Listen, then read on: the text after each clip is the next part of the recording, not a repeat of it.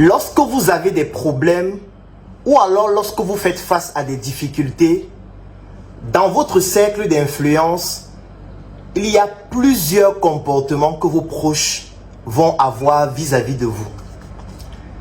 La première catégorie de personnes, ce sont des personnes qui seront au courant de vos problèmes et qui vont rester totalement indifférentes, qui ne vont poser aucune action, qui ne vont rien dire et qui vont vous laisser vous battre afin que vous puissiez vous-même trouver la solution aux problèmes que vous avez, parce que d'une part, vous êtes un peu responsable des problèmes que vous rencontrez directement, indirectement et même parfois spirituellement.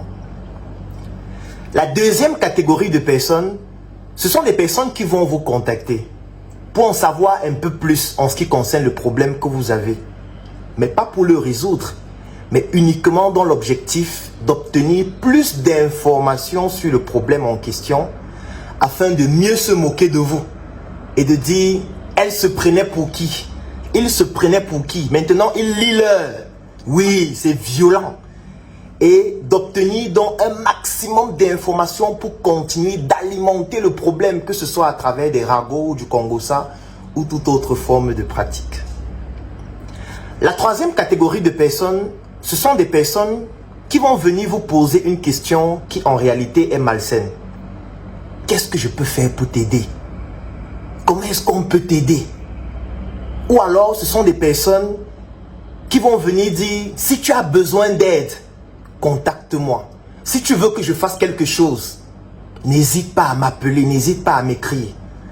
En réalité, ce sont aussi des personnes malsaines qui parfois peuvent t'aider, peuvent te soutenir, mais veulent que tu te places dans la position de mendiant, que tu puisses commander afin que ces personnes qui vont se placer à une hauteur beaucoup plus importante puissent te traiter avec beaucoup de condescendance en disant « Oui, tu te croyais déjà arrivé, n'est-ce pas? Maintenant, je vais t'aider. Viens me demander pardon.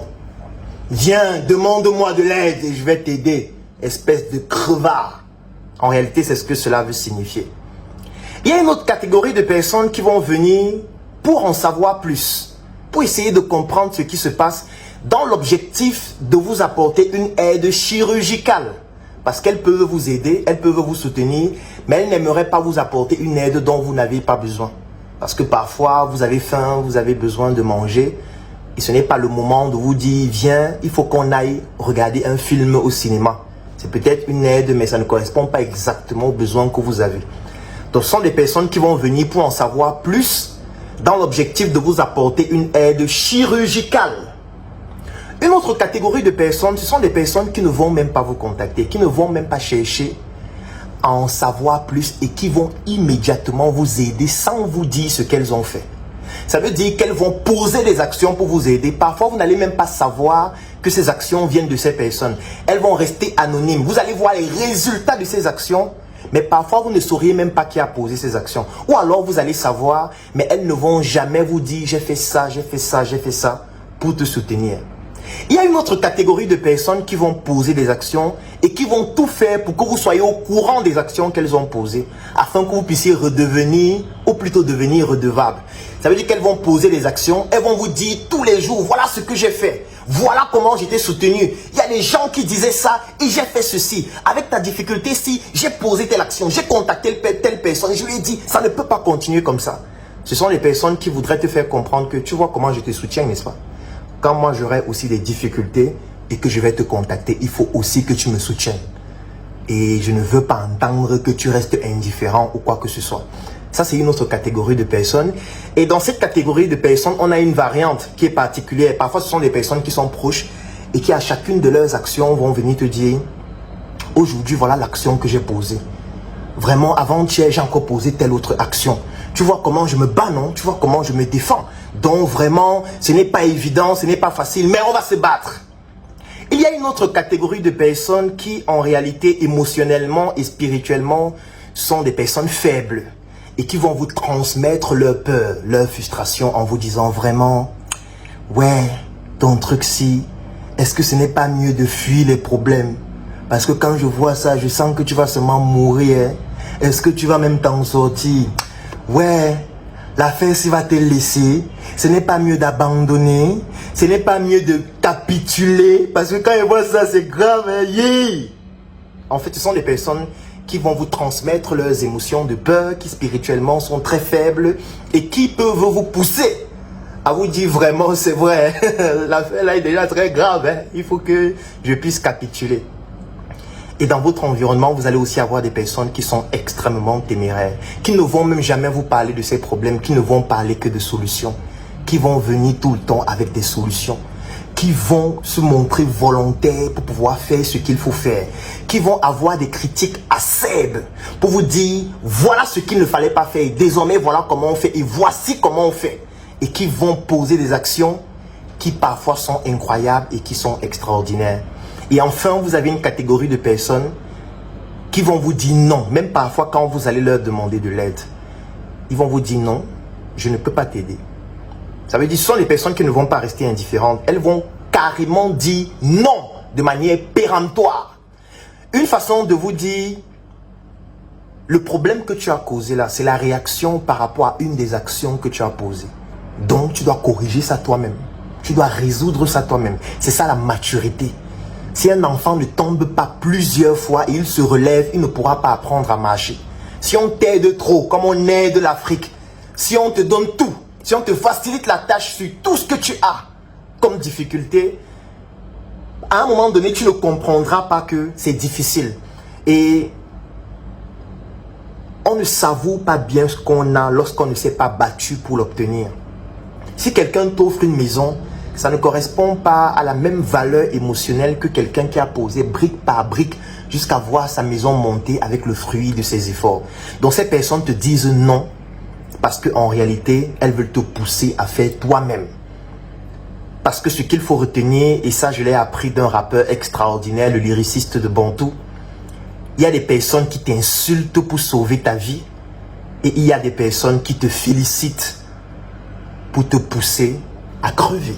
Parce que lorsqu'on te félicite, tu prends de la graine. Lorsqu'on te félicite, tu deviens parfois prétentieux.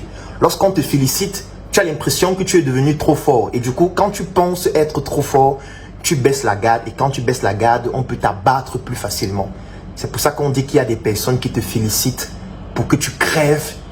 Et il y a des personnes qui t'insultent, qui te calomnient, qui te diffament, qui te critiquent, qui atteignent un niveau comme Damso qui disait que tu vis dans leur tête, dans leur cerveau sans payer de loyer, mais qui en réalité le font pour sauver ta vie parce que ces personnes t'aiment. Avec toutes ces catégories que j'ai citées, désormais tu connais qui dans ton entourage t'aime. Parce que ces catégories de personnes se retrouvent aussi même lorsque tu fais face à des situations heureuses.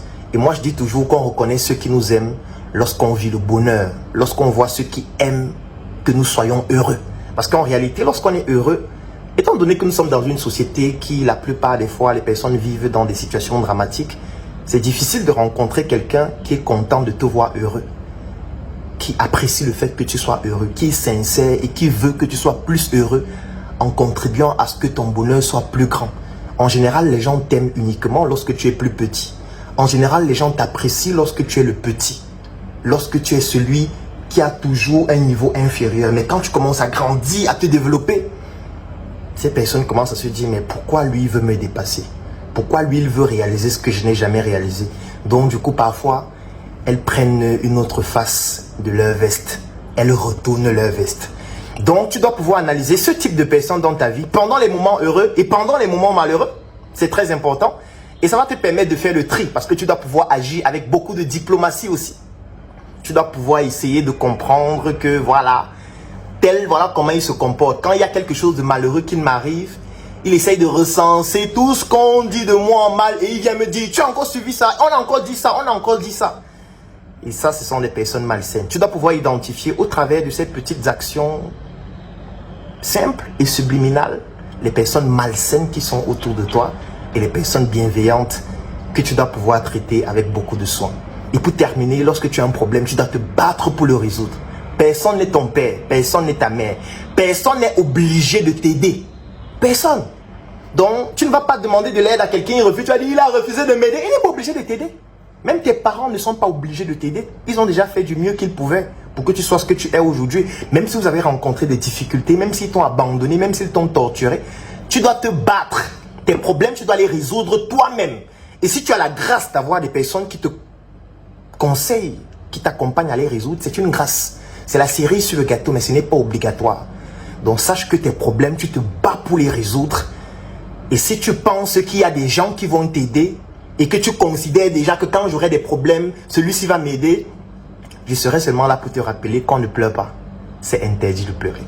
Rendez-vous demain pour une nouvelle chronique. Je vais laisser un lien en description de cette vidéo et en commentaire pour que tu puisses bénéficier de nos offres de début d'année si tu es intéressé à pouvoir bénéficier de notre visibilité. Porte-toi bien et bats-toi pour résoudre tes problèmes, mon frère, ma soeur. Un travail pro commence par un pro en SM. Change toute ta garde-robe, remplace tout par SM de la tête aux pieds. Désormais tu t'habilles en SM, un avenir propre commence par un style en SM. Par un style en SM.